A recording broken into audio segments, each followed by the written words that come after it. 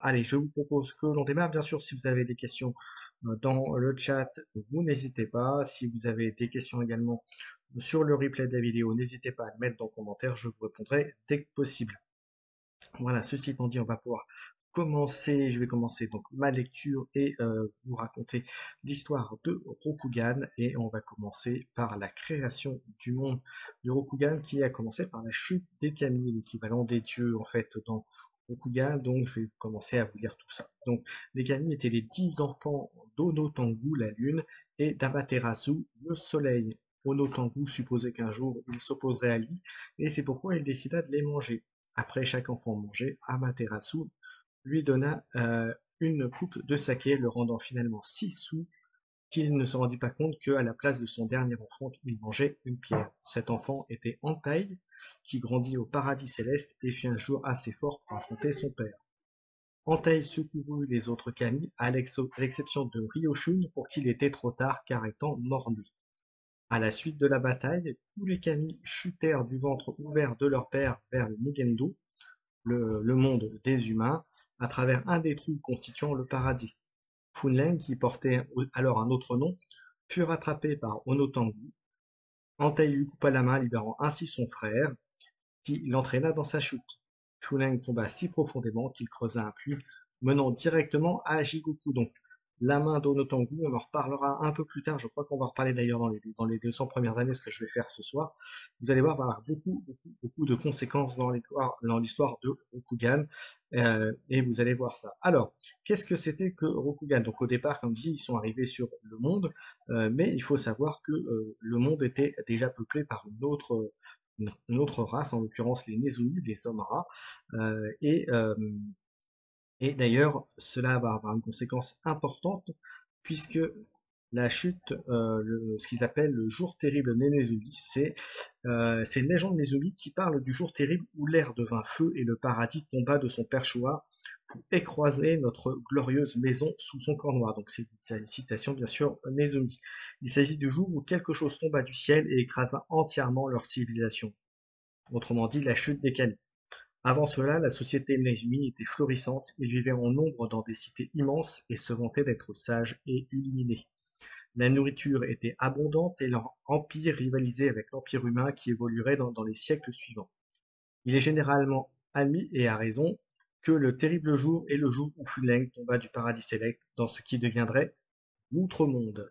Et donc vous allez voir là aussi que dans l'histoire de Rokugan, l'Outre-Monde va avoir un rôle très très important, puisque bah, c'est là où il va y avoir beaucoup de conflits, où les créatures euh, Shadowland, donc du mal entre guillemets, vont vouloir prendre possession de Rokugan. Donc ça on va le voir dans les lignes qui vont suivre. Et justement, la création d'Outre-Monde, alors que les kami créent Rokugan, donc le monde dans lequel va évoluer les légendes des cinq anneaux, le kami déchu, donc en l'occurrence Funleng, crée l'Outre-Monde. L'Outre-Monde est un territoire désolé qui réside au sud-ouest de Rokugan, un endroit cauchemardesque et tordu, pardon, corrompu par le pouvoir de Shikoku, le royaume du mal. Et vous allez voir que, et malheureusement, ils n'en sont pas au début de leur peine. Du côté des kami, eh bien, ils vont organiser un tournoi.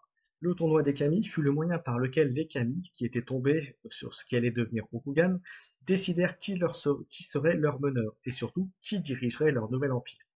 Il s'agissait d'un tournoi martial à élimination directe. Chacun des Kami participa, à l'exception de Togashi.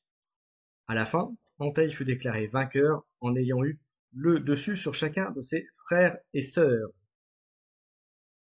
Et donc, on nous explique ensuite, je vais vous expliquer un peu comment s'est passé le tournoi parce que c'est intéressant et ça vous révèle un petit peu la psychologie des Kami et ce qui ensuite aura une incidence sur les clans, mais on va voir ça juste après. Alors que les Kami chutèrent sur Terre, ils se demandèrent ce qu'ils allaient devenir dans ce monde barbare et imparfait. Dame Doji répondit la première, nous devons suivre l'exemple de notre père et de notre mère. Tout comme le soleil et la lune donnèrent une forme à ce qui était informe, nous devons créer l'ordre à partir du chaos. Ces humains ne sont pas sans valeur, seulement sans direction. Nous devons leur offrir cette direction. Anteil, nous devons les diriger. Inspirés par ces mots, les Kami organisèrent alors un tournoi pour voir qui dirigerait. Alors, le déroulé du tournoi, vous allez voir, c'est là où on commence à se révéler un petit peu les différentes psychologies, attitudes, habitudes des différents clans. Et donc, on va voir ça tout de suite. Les premiers opposants furent Ida et Shinjo. Comptant sur sa force pour compenser ses tactiques simplistes, Ida n'était pas de taille face à la vitesse et l'intelligence de Shinjo. Après, vous allez voir après plus tard à quel clan ça fait référence. Ensuite, Shinjo affronta Bayushi, mais fut abusé par sa ruse. L'opposant de Bayushi fut son frère jumeau Shiba, qui était trop sage et patient pour succomber au tour de son frère. Shiba fut dépassé par les manœuvres de Doji, qui affronta ensuite Akodo. Celui-ci, qui avait étudié les techniques de Doji, l'a vaincu aisément. Dans le duel final, Akodo affronta Entei, ce qui suivit fut la plus incroyable démonstration de détermination, de puissance et de maîtrise de l'épée que le monde ne vit jamais. Akodo, encensé par le combat, leva son épée et s'apprêta à mettre fin à la vie de Entei. Mais alors qu'il pensait le combat gagné, Entei orienta son épée pour refléter la lumière du soleil dans les yeux de son frère. La lumière afflua en l'âme d'Akodo qui réalisa alors ce qu'il s'apprêtait à faire. Il reconnut également que Entei aurait pu le battre n'importe quand, mais ne le fit pas pour ne pas répandre le sang d'Akodo. Devant tant de force, de compassion et d'honneur, Akodo tomba à genoux devant son frère. Entei fut couronné empereur de Rokugan avant que quiconque réalise que Togashi n'avait pas pris part au tournoi. Donc vous voyez, ça c'est le début de la création du monde de L5R tel que vous allez pour ceux qui connaissent le GDR ou même le jeu de cartes, comme ça il a été présenté. Donc ça c'est vraiment le démarrage. Ensuite, fondation des 7 clans majeurs. Après le tournoi, chacun des kami commence à se constituer un groupe de suivants. Foodling, imprégné des pouvoirs du Jikuku, donc du royaume du Val, et convaincu que ses frères et sœurs l'avaient abandonné, rassemble une immense armée avec l'intention d'envahir leurs terres. Ryoshun, décédé à la suite de la chute des kami, devint le protecteur du royaume des esprits. Entei, devenu empereur de Rokugan, ses 7 frères et sœurs deviennent les fondateurs des 7 clans. Ils deviennent donc Akodo, fondateur du clan du Lion, Bayushi, fondateur du clan Scorpion, Doji, fondatrice ainsi du clan de la Grue, Funleng, maître de notre monde, Entei, premier empereur de Rokugan, Ida, fondateur du clan du Crabe, Ryoshun, protecteur des royaumes des esprits, Shiba, fondateur du clan Phénix, Shinjo, fondatrice du clan de la licorne, et Togashi, fondateur du clan du dragon. C'est aussi à cette période que les Nozomi commence le début des temps maigres, c'est-à-dire des difficultés pour eux où les Nozomi vont être repoussés clairement de Rokugan ou en tout cas vont être comment dirais-je, beaucoup plus moins nombreux et beaucoup vont être repoussés jusqu'au territoire Shadowland. Et donc ça va avoir de gros impacts aussi par la suite de l'histoire et vous le verrez aussi dans l'histoire de Rokugan. Les Nozomi ont eu aussi quelques incidences majeures. Ensuite, qu'est-ce que je peux vous dire? Alors, voilà. Après, on passe directement à l'an 37, où Izawa commence à travailler sur le dernier essai d'Izawa, un cadeau de mariage pour sa fille Izawa Akiko et son futur gendre Asako Sagoten. Alors, il s'agit d'un sort, pour être d'un grand sortilège, mais ça on en reparlera plus tard euh, dans l'histoire. Mais je peux vous dire déjà que c'est un sortilège qui était très puissant et qui a eu des effets malheureusement assez dévastateurs. Ensuite, en l'an 39, il y a eu ce qu'ils appellent la malédiction de Yogo. Asako Yogo est maudit. Et je vais vous montrer d'ailleurs, et c'est là où je vais vous montrer une première image. Et je crois que je l'ai. Voilà, Asako Yogo, vous l'avez ici directement. Donc c'est un membre membre du clan Phoenix. Et on va voir ce qui va malheureusement lui arriver Durant la guerre contre Funleng, Asako Yogo, l'époux de Dame Asako, remporta une grande victoire contre les troupes de Funleng. Cependant, peu après la défaite, un Shugenja lança une puissante malédiction sur Yogo. Le clan du Phénix reconnut la magie noire parcourant le chi de Yogo, mais malgré leurs efforts, leur connaissance limitée de la Mao ne leur permit pas de retirer la malédiction. Ils purent cependant l'identifier. Yogo était destiné à un moment crucial de sa vie à trahir celui ou celle comptant le plus pour lui. Les Shukenja du clan du Phénix déterminèrent également que la malédiction coulerait dans le sang de ses enfants, de ses descendants et de tous ceux qui portaient son nom. Yogo quitta le clan du Phénix et rejoignit le clan du Scorpion suite aux fortes demandes de Bayushi, où il fonda la famille Yogo. Donc voilà, voilà pour la malédiction et du coup une création d'une des premières familles Bayushi qui donc l'a rejoint. Ensuite, on passe directement à l'an 42. Le Tao Chinsei est retranscrit par Shiba. Et en faisant aussi tout cela, Funleng est lié de force aux 12 parchemins noirs par les 7 tonnerres. Et on va en reparler juste après les 7 tonnerres. Chozoro donc décide de prendre sa retraite. Et fondation de la famille Soshi pour les scorpions. On va parler des jours de tonnerre, mais avant, je vais vous montrer quelques images des parchemins noirs, puisque il y en aura une incidence pour vous expliquer tout ça. Alors, les parchemins noirs, donc en fait, il lie Funleng au parchemin noir pour l'empêcher d'agir.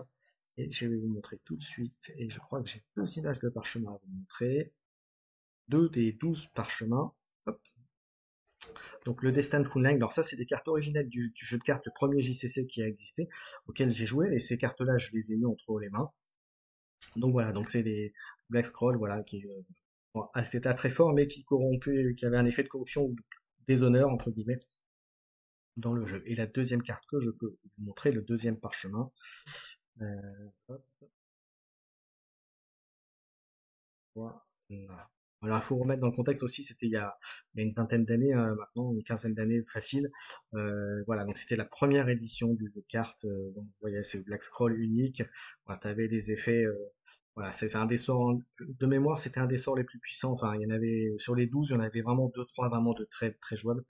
Donc voilà, donc ça, vous voyez, c'est le type de carte qu'il y avait. Voilà, je peux l'enlever. Et on reprend l'histoire de Rokugan. Le jour de tonnerre.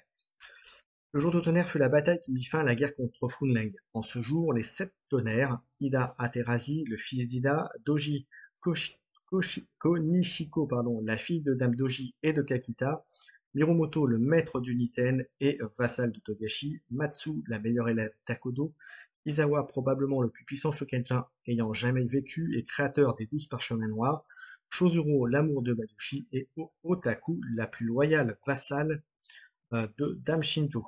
Guidés par Shinsei, donc tous guidés par Shinsei, entrèrent dans l'outre-monde et marchent au plus profond du territoire du sombre Kami, Funleng. La bataille fut terrible, et seul Chozuro, la tonnerre du clan du Scorpion, survécut et revint à Rokugan. Alors l'histoire. C'est selon Shinsei, le jour des tonnerres est le temps dans le cycle karmique où les champions du Yomi, donc les héros du côté bon, on va dire, doivent affronter le champion du Jigoku du royaume du mal pour déterminer si les 1000 prochains ans seront 1000 années de paix ou 1000 années de ténèbres. De nombreux jours de tonnerre eurent lieu avant l'avènement de la civilisation humaine et furent retranscrits par les Kenku. Durant l'ère de la civilisation humaine, 2 jours de tonnerre ont eu lieu. Donc le premier, c'est celui que je viens de décrire, et le deuxième, eh bien, je peux pas trop en parler parce que c'est l'une des périodes auxquelles mes joueurs de JDR ont peut-être affaire. Voilà, mais ça, chut, je ne vous ai rien dit. Le champion de Jikoku possédait tous les avantages que pouvait lui procurer la sombre magie. Les champions de Yumi se devaient d'être mortels sans autre aide que ce qu'ils avaient pu apprendre durant leur vie. Donc vous voyez, c'est déjà le contexte, c'est vraiment une notion d'entraide entre les héros et de vraiment une mise en avant de tout cela.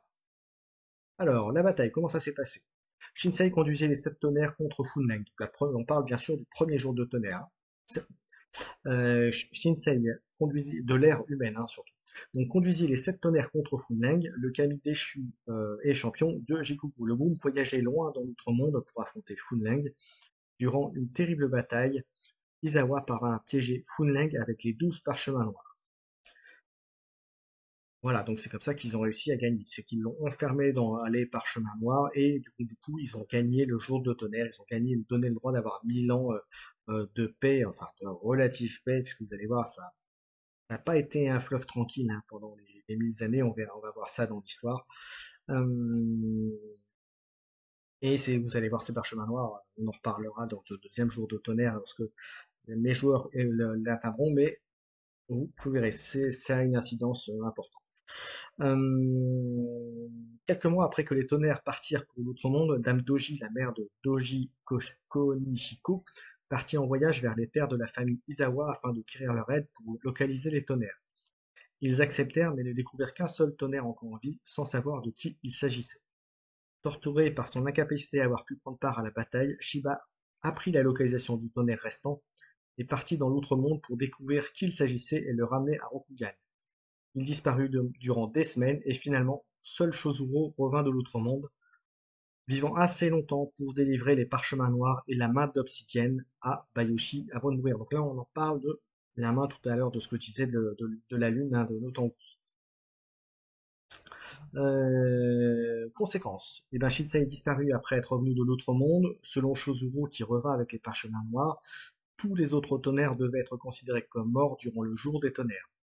Et sans le sacrifice de Shiba, aucun n'aurait jamais eu la chance de revenir. Donc voilà, donc autant dit que c'était pour l'Empire, c'était une grande perte voilà, d'avoir les 6-7 champions qui disparurent ce jour-là, et donc de l'Empire également. En l'an 43, Hiruma, Kayu et Kuni défont ensemble Oni no Atsushuru et Ida leur accorde le droit de fonder leur propre famille au sein du clan du crabe. Et je vais pouvoir vous montrer le petit Oni tel qu'il était montré d'ailleurs. Hop, alors je vais vous le chercher. Où est-ce qu'il est? Ah. Pareil, c'est une image issue du jeu de cartes. Un Oni qui, voilà, qui était assez monstrueux. C'est un peu un espèce de gros ogre en fait, hein, pour être un peu carré. Donc Oni, c'est le nom démon hein, dans L5R, dans Rokugan. Donc voilà, donc ils ont eu affaire à lui et ils ont réussi à le battre. Et c'est ce qui a donné naissance à la fondation du clan Crab. Ensuite, on passe directement. Là, donc ça c'était en été à l'année 43, on passe à l'année 44. En l'année 44, la première grande convocation a lieu. Conseil réunissant moines, étudiants et autres hommes saints, la grande convocation se tient à Shinsei no Sumaimura, avec pour but de permettre aux différents groupes monastiques de codifier et compiler les récits de la sagesse de Shinsei et les cumuler à la propre transcription de Shiba afin de créer ce qui deviendra le Tao de Shinsei moderne. Et ensuite, cette grande convocation a lieu tous les 10 ans. Voilà. On passe ensuite à l'an 45. En l'an 45, Entei charge Miya d'apporter la nouvelle de la défaite de Fundeng à tout Rokugan. Donc on passe quand même quasiment 2 ans après les faits du premier jour de tonnerre de l'ère humaine. Hidegokun se joint à un assaut du crabe dans l'outre-monde afin de prouver sa valeur à son père Ide. De funestes nouvelles sont apportées à Ide, la mort de son fils Ide, et par un mot, on en parlera d'ailleurs, ils vont, d'ailleurs c'est ce qu'il dit d'ailleurs, Shinjo décide de partir avec ses suivants du clan de la licorne au-delà de Rokugan pour explorer le monde. Ide fait partie du clan licorne. Donc, les licornes quittent le royaume de Rokugan, on n'en entend quasiment plus parler pendant de très longues années, on le verra d'ailleurs dans la chronologie. D'un autre côté, Doji Ayaku revient de l'autre monde avec Shukujo, l'épée ancestrale du clan de la grue, perdue durant le jour des tonnerres. La famille des Doji est créée et Ayaku se marie avec Ida Yoko et devient le premier daimyo de la famille.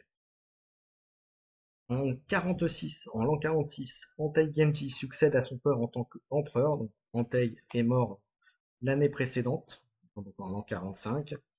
L'un de ses premiers actes donc, à Entei Genji est d'ordonner que le dernier souhait d'Isawa soit scellé pour toujours et impose à la famille Shiba de le garder éternellement. Miya et ses suivants deviennent la famille Miya. Voilà, donc une famille impériale. En 48, 2 ans plus tard, Entei Genji vote un édit impérial imposant la croyance dans les fortunes et le jinséisme. En l'an 50, c'est ce qu'ils appellent la fin des temps nègres pour les Nozomi. On enchaîne. En l'an 63, Ida se retire de la tête du clan du crabe, faisant d'Ozanou le nouveau champion. Alors il y aura beaucoup de répercussions dans l'histoire par rapport à Ozanou et Ida, mais on en parlera plus tard. Euh, Qu'est-ce que je peux vous dire ensuite? Ensuite, en l'an 72, Uliku, le prophète serein, est découvert par le clan Phénix. Alors les prophètes sont des Shugenja, donc des magiciens à haut potentiel, à haut pouvoir, avec souvent des pouvoirs un peu particuliers et qui les comment dirais-je les sortent du lot, un peu des êtres un peu exceptionnels en termes de magie. Voilà pour vous expliquer un petit peu le rôle de ces prophètes ou de ces voilà. Ensuite, en l'an 80, Kametsu Yuo et Ida Kenzan, les fils d'Ozanobu, passent leur Genputsu. Alors Genputsu, c'est le nom pour dire qu'ils passent le rituel de l'âge adulte et qu'ils deviennent en fait samouraïs. Shinkara, l'épée ancestrale du clan du crabe, est remise à Ida Kenzan par son père Ida Ozanobu, et c'est ce qui va créer un schisme, justement, on va le voir juste après, le désignant comme son successeur légitime au titre de champion du clan.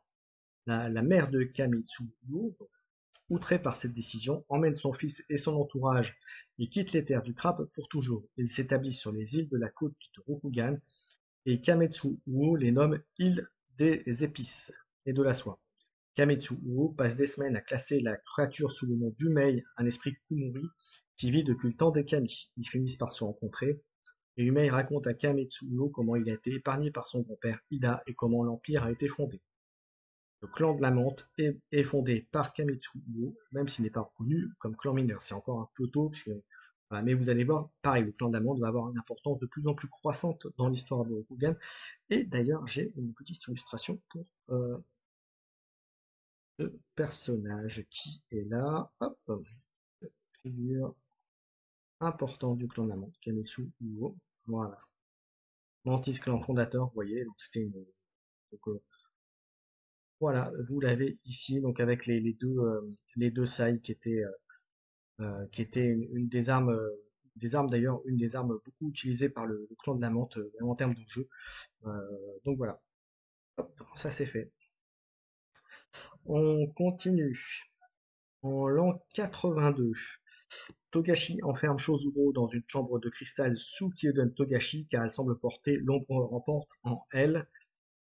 Euh, Il y a une explication tout ça, mais ça, on verra si les joueurs la découvrent ou si vos joueurs la découvrent, mais il y a une explication à tout ça. En l'an 83, Bayuji quitte sa famille, le kami du clan du Scorpion ne sera plus jamais vu.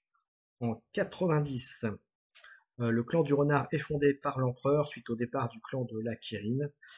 Ses membres sont les quelques samouraïs de la licorne ayant choisi de rester à Rokugan. Tout à l'heure, je vous parlais que le clan de la licorne était parti, mais quelques-uns étaient restés, et c'était le clan de la Kirin en l'occurrence. Prenant la place de la Kirin à la cour et représentant son intérêt au sein de l'Empire, le clan se voit accorder les terres de Kitsunori, après que les terres de la licorne furent indexées par le clan du lion, ainsi que la protection de l'empereur contre toutes les attaques des autres clans. C'est également le premier clan mineur reconnu par l'empereur. Un édit impérial est déclaré interdisant les clans majeurs d'attaquer un clan mineur quel qu'il soit. Voilà. Alors bien entendu, n'hésitez pas à intervenir dans le live si vous avez des choses à demander. Ensuite, en l'an 97, Ida Kenzan devint le nouveau champion du clan du crabe. Kametsu Uo mène un siège contre Shiroshiba pour venger la mort de Ida Ozanou. Durant la bataille, il déchaîna une tempête si puissante que le clan du Phénix finit par lui-même donner l'assassin de son père. Ida Ozanou est nommé Fortune du Feu et du Tonnerre. Ensuite, qu'est-ce qu'on a? On passe en l'an 99, début de la construction de la bibliothèque Ikoma et du hall des ancêtres. Donc l'Ikoma, c'est une famille, je vais dire une bêtise, je crois, il me semble Lyon, pour pas vous dire de bêtises. Ensuite, la passe de Sekitsu est détruite par Akodo alors que ce dernier est seul face à une armée de Tsuno. Là, c'est pour se protéger à une invasion de l'outre-monde de Shadowlands, donc en l'occurrence, donc voilà, il bloque la passe et qui permet donc euh, qui repousse l'armée de Tsuno et cette armée sera ensuite éliminée par une bataille qui n'est pas décrite là, mais qui a eu lieu un peu plus loin. Enfin, pas plus loin dans les terres en tout cas. En lançant La souillure est découverte et étudiée par Kuni Nakanu, donc un crabe, qui est tué peu après par une horde de zombies. Donc, voilà. Ensuite, alors je vais assez vite, hein, mais n'hésitez pas à me dire. En lançant un, le kami Togashi annonce sa propre mort et prend la personnalité de Togashi Furukusei. Alors c'est la première d'une longue liste, puisque puisqu'il voilà, Togashi en fait restera un kami longtemps existant dans l'univers de Gun, mais ça on en reparlera et on aura l'occasion d'en parler aussi. En l'an 102, on a la disparition de la Dame Doji. Euh, Dame Doji a vécu de nombreuses années après la mort de son mari Kakita. Elle devint de plus en plus seule au fil des ans. Kakita et Antai étant morts et Shinjo étant parti dans des terres au-delà des montagnes, elle voyageait régulièrement sur les terres de ses frères, mais ses voyages devenaient de plus en plus courts à mesure qu'ils disparaissaient ou mouraient. Son dernier frère vivant est Togashi, et lorsqu'elle trouva les portes de Kento Togashi closes suite à la nouvelle de sa mort en 101, ce que je vous ai dit tout à l'heure, elle arrêta de voyager. Des 8 kami, Doji et Ida étant les seuls survivants, n'ayant jamais été très proche de Ida, elle se sentit abandonnée. Quelque temps plus tard, Dame Doji marchait seule sur la plage bordant Kyudon Doji, comme elle le faisait parfois. Alors que le soleil se couchait, elle s'assit sur un grand rocher et regarda l'océan. La marée commençait à monter à ses pieds et les vagues s'écrasaient sur les rochers environnants. Dame Doji regarda le soleil couchant alors qu'elle disparaissait derrière ces terres qu'elle avait fait siennes. Les vagues devinrent plus puissantes et s'écrasèrent sur les roches où elle s'était assise. Lorsque l'eau se retira, Dame Doji n'était plus là. Son corps ne fut jamais retrouvé et pour beaucoup elle ne mourut pas. La légende dit qu'elle devint une part de l'océan lui-même. Les rochers sur lesquels Dame Doji s'assit pour la dernière fois devinrent un lieu saint pour le clan de la Grue. La nuit précédant l'intronisation d'un nouveau champion du clan de la Grue, il est de coutume qu'il la passe sur ces rochers, à la recherche de la sagesse de Dame Doji, et à prier pour qu'elle le guide sur sa nouvelle voie. Le plus grand des rochers est appelé le repos de la Dame. Il est décoré de fleurs chaque année durant le festival des chrysanthèmes par de jeunes vierges de tous les clans. Les superstitions disent que les vierges qui honorent le souvenir de Dame Doji seront très heureuses dans leur vie amoureuse. Voilà pour la petite histoire de Dame Doji. Et là encore, ça aura des répercussions dans l'histoire de Rokugan, mais ça on verra aussi plus tard. Il faut savoir que tout ce que vous avez dans l'historique a souvent des récupérations sur des événements qui ont lieu beaucoup plus tard, voire qui paraissent complètement euh, voilà, enfin, on se demande quelle est la vision des fois, mais ça a toujours une incidence et c'est jamais innocent d'avoir ce type d'information, car il y a beaucoup de choses qui s'entrelacent et qui sont liées dans les événements de l'histoire de l'Empire de Rokugan. En l'an 110, le clan du blaireau est fondé par Ichiro Domogu. Lorsque le clan du renard fut repoussé des terres de la licorne par le lion, l'empereur Antai Genji s'inquiéta de la méconnaissance de ces terres par le clan du lion. Il décida de tenir un tournoi afin de créer un nouveau clan mineur, pensant qu'il fallait un clan fort pour protéger les frontières de l'Empire. Il faut savoir que le territoire des clans mineurs, ceux qui ne connaissent pas la carte, il est au-dessus du clan du crabe, et avec le clan du crabe, il forme comme un espèce de mur de protection contre l'empire Shadowland. Après, voilà, après c'est qu'un mur et c'est pas infranchissable non plus. Le, le tournoi serait la base de test des forces et de savoir donc, pour déterminer qui serait le champion. Le dernier combat opposa Ida Domogu du clan du crabe et Chijo Mako du clan de la Kirin dans un test de lutte. Domogu gagna et fit de Mako son premier suivant.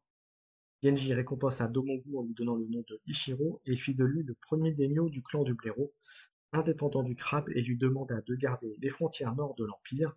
Cependant, découverte d'Asaina Hira durant le milieu du XIIe siècle révéla que la vraie raison pour laquelle le clan du blaireau fut chargé de protéger ces terres est qu'elles seraient saintes car contenant la tombe de Ryosho. Voilà, vous voyez, information importante. On continue. Asako Shukan commence la tâche énorme de standardiser le système de fichiers servant aux enregistrements des temples de la famille Asako. La famille vassale Shukan est créée. En l'an 119, Asako Shukan termine son travail de standardisation des enregistrements des temples. Celui-ci est appliqué à tous les temples du clan Phoenix. Certains des membres des familles Otomo, Ikoma, Doji et Miya qui apportèrent leurs aides à Shukan se voient offrir la possibilité de jurer fidélité à la famille Shukan. En l'an 130, Nakaka Kaeteru est nommé grand maître des éléments. Voilà, c'est une sorte de sage que les Shugenja du clan Phoenix peuvent aller voir pour demander conseil, également soutien, des fois de l'aide euh, pour lancer des sortilèges, leurs rituels, etc. Pour vous donner un petit peu l'idée de ce ce qu'on fait ce titre. Hop. Euh, En l'an 141, à l'âge de 76 ans, Kametsu Uo laisse le contrôle du clan de la Menthe à son fils Fumiko et disparaît en naviguant vers l'est. On retrouve son bateau accroché à un navire pirate ronin, son corps sans vie sur le pont du navire entouré de cadavres de pirates. Kametsu Uesedo, donc une forteresse, est construite en mémoire du fondateur du clan de la Menthe. En l'an 145, le livre de Sun Tao est écrit par le général ronin Sun Tao. Il s'agit d'un traité sur la guerre qui est considéré comme aussi important que les écrits d'Akodo. Les copies originaux sont parmi les objets les plus précieux de Rokugan. Chaque clan majeur s'est dû remettre une copie qui se focalise sur leurs forces spécifiques et bien sûr aussi sur leurs faiblesses.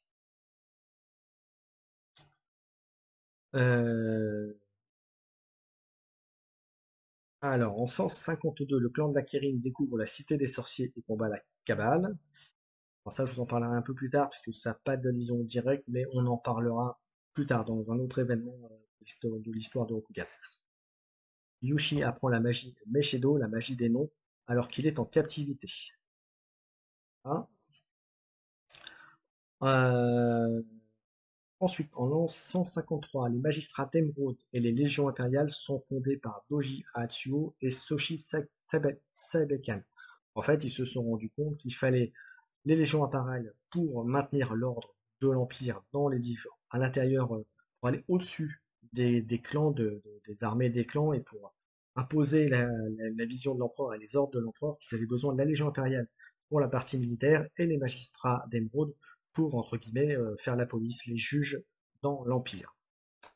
Le clan de la Kirin découvre l'oasis des esprits. Shinjo disparaît, ne revenant que plusieurs mois plus tard, enceinte. Elle donne naissance à 5 enfants, tous d'échange forme. Mais ça, on en parlera plus tard.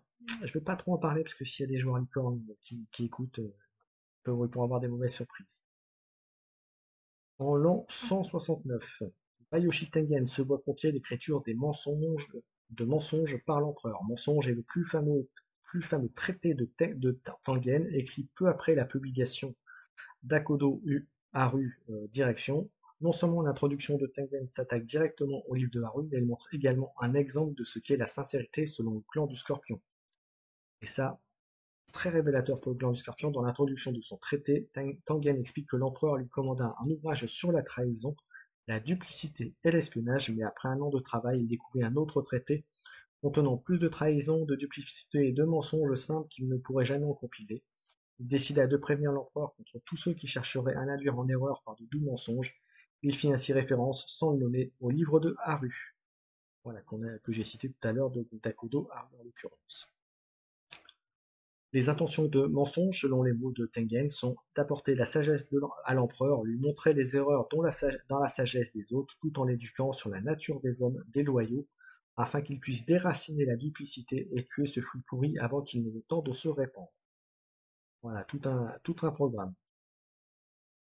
En l'an 179, l'académie de Butei Shozuro est créée par le daimyo de la famille Shozuro Eisuke, et en l'an 200, Kaiu Sudaro échoue à impressionner son daimyo du clan du Scorpion grâce à son travail. Son fils est pris en otage par le Scorpion, il est sauvé par Mara, une des Nagas, marquant ainsi le premier contact connu entre les deux races. Ça, on en reparlera aussi un peu plus tard. Les Nagas étant une race aussi qui a eu sa période faste dans le monde de Rokugan. Sundaro commence à la création des Portes de la Persistance, une arche Tori en mémoire du Naga qui sauva son fils. Et voilà, on a fait les 200 premières années